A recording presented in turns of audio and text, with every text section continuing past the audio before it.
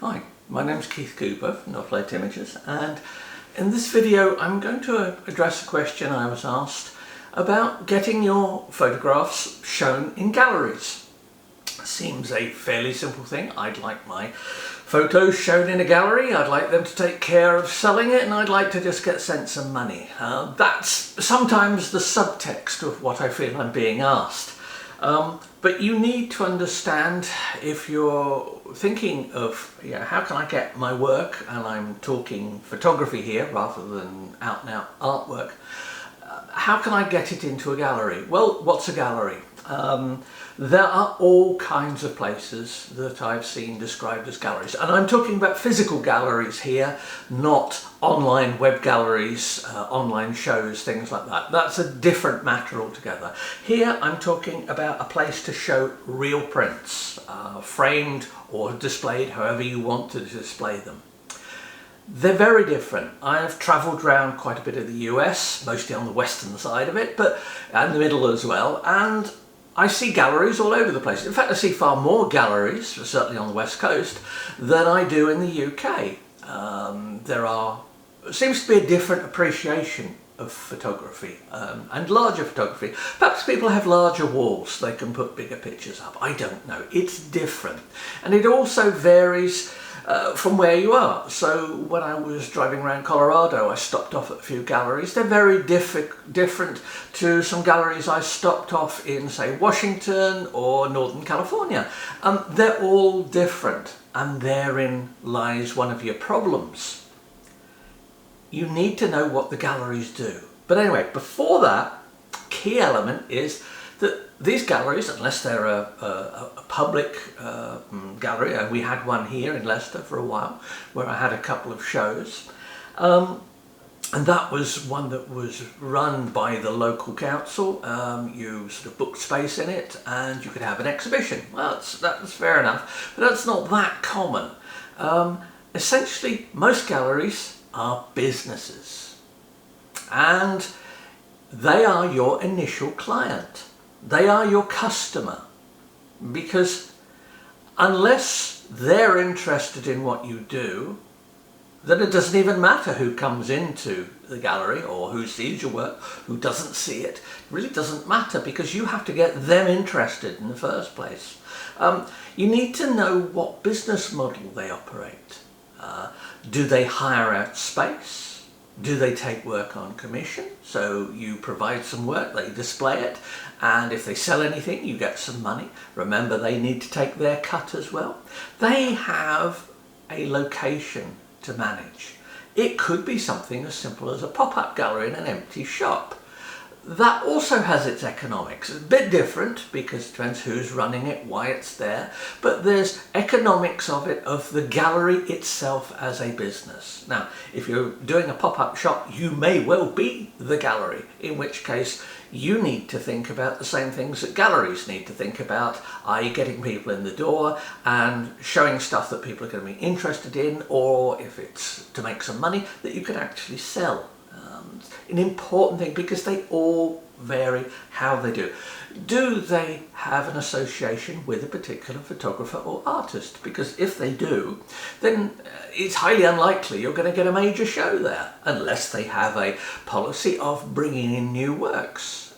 Just depends, once again, how their business works. I would say you need to understand how the galleries work if you're going to have any hope of getting your stuff into them. And what's their customer base, for example? So I might get the gallery interested in my photography, but they may not have any interest in showing any of my pictures, because they know the people that come into their gallery, they know their customers, they know people who buy stuff, they know at what level they will buy stuff, what sort of price ranges we're talking about. They know what they need. Why should they show your stuff? Now, assorted pictures here that I use from, I produce from testing printers and the like. Only one of these has actually been in an exhibition, and that was this one a few years ago. This is a print. It was a much larger version than this. because large prints look good if there's a space for them, although most people prefer smaller. Certainly here in the UK, people prefer smaller prints because they fit the walls easier. They're easier to frame and mount. This is a scene in one of the high flat bits of Colorado, the storm front coming across. Now, this was part of an exhibition I put on looking at aspects of geology, because I used to be a geologist many years ago, and the exhibition was at Leicester University, one of their galleries, and they put it up because it tied in the geology, and I was able to show in the UK pictures from around the US showing various aspects of geology, and they had explanations with them, such as intermontane basins and other sort of stuff like that for the people who were interested. Most people went along just to look at the pictures, and they were nice big pictures. In general, in the UK, I cannot imagine anywhere that is really going to be keen on having a large number of shots of Colorado or the Pacific coast or somewhere else, pictures. People go, yeah, they're nice pictures. Why would they have this picture on their wall? In general, remember, and I've done quite a few videos about aspects of selling prints. In general, people like to have a connection with somewhere. So I have a picture here, for example, of Leicester City Town Hall. Now, if you're in Leicester, then you might like the picture as a picture of the town hall, and this one is printed on a metallic paper, so it's a little unusual. It's not what I'd normally use for prints to sell. It's printed using dye-based inks, for example. I'd more likely want to use something like this. This is a Epson P700. This is a pigment-based printer. But that will sell locally, so local sells. Likewise, this shot of the harbour, of a trawler being unloaded at Amble in Northumberland. Now, I'm sure there are people visiting Amble or on the Northumberland coast who might like pictures like this because it reminds them of a time they spent there. That's fine. That's the sort of image that sells locally. It probably has relatively low interest elsewhere. If you're talking more artistic looks and getting things into fine art galleries, it gets much trickier. Do you know what really counts as that? What sort of things does the gallery actually sell? What do they sell? They know what sells. Ask them.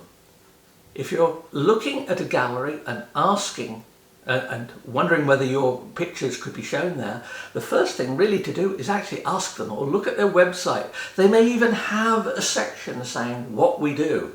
Can save you an awful lot of effort reading a gallery's website and seeing that there's not the remotest chance they're going to be interested in your work. A bit of background research, finding out about the gallery. Then, if there is possible a mix, find out what the gallery sells. What do they think people would be really interested in? Is there anything that you're doing which fits in with maybe a direction they want to take? Some artistic endeavour they want to promote? Is there something you're working with them? You know, they are both a customer and they work for you. It depends once again on the type of gallery, and every single gallery I've looked at is different. Certainly here in the UK, I don't think I've ever been to two which I'd say followed exactly the same business model. Now, what about pictures? There's a picture of, this is in Wells Cathedral, the steps. This one is in Ely Cathedral. Well, yes, if you've got somebody interested in cathedral art, you might have a collection like that. But it becomes much more of a sort of something to put together at a local art show. When people say, I want my stuff in galleries, I'm assuming they want to make some money of it. Now, local shows and exhibitions can help towards this. They can certainly give you useful experience in the whole process of putting together a show, an exhibition, putting a collection together to sell, to show. Remember, the two are not necessarily the same. You might just want to show your works. You might not be interested in selling them. Although most people I know I come across would really like it if they could sell the odd print or two. It makes, yeah, it's nice to think somebody actually wants to pay to have some of your work on their wall. But anyway, just I'll move on to a little bit about a show. Whether this is in a gallery or whether it's at some event, I'm defining very loosely a collection of your pictures put on a wall somewhere where there is an expectation of a number of people will see them. That's a pretty generic way of looking at it. First of all, how do you decide what to show? Now, it may be you only get to show 1 or 2 pictures, in which case maybe there's a selection process, maybe not. If you have the opportunity to put more pictures together, look at aspects of how to curate a set of images. In general, photographers are absolutely useless at curating their own work. Try and find somebody you trust. Now, I've looked at this in other videos I've done about selling prints, about how to get your prints out there, various things like that. But this in particular, I'm looking in, just in this video, is just at galleries and as a result of that, shows. Curating, find someone to help you do it, someone you trust, someone who can stand back, look at your pictures. You've got 10 pictures you think are great that ought to be shown together. They'll look at them and go, get rid of those 3. Why? Don't think they fit. Be prepared to accept that. You're asking somebody else whose opinions you value to give some input. Don't go, well, that's fair enough, but I took the photo, so I know best. No, you don't. You might think you do, but it's not as common as you like. As I say, photographers are useless at curating their work. Talking of knowing best, the vexed question of an artist's statement or statements, descriptions of photos. Galleries will have their own preferred ways of showing things. You could have put a catalogue together as well. That's no mean feat, putting together a meaningful catalogue. Now, a gallery may help you do this, but they're likely to charge you for it. So think about that. In the artist statement, I've never read one and managed to keep a straight face. They are pretentious nonsense, almost always. Especially any that I've had to write. I don't have time for such nonsense. However, it is a part of the game you have to play. So much as I might despise artist statements, I have written a few. And I've shown them to other people first, and if not too many people laugh, I mean, all right, I'm allowing for the fact that these people know me, so they probably know my view of artist statements. But they know how the game is played. They know what you're expected to do. In this area, once you're getting into the arty side, you have to decide your message, what you're going to do, how you're going to play things. My name is Keith Cooper. I exhibit things under the name of Keith Cooper. That is my name. I don't have some made-up single name. I don't miss off my surname or anything like that, or my first name or anything like that.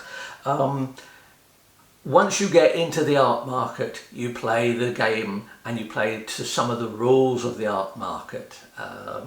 Yeah, there you go.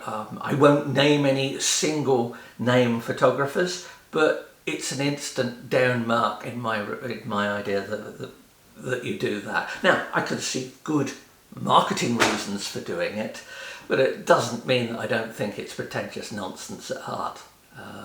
Yeah, perhaps that's why I've never really cracked the art market, because I hold it in such contempt. But I would think that's only partial reason. I can hide that if need be. But anyway, next bit. You've got your show or your gallery show.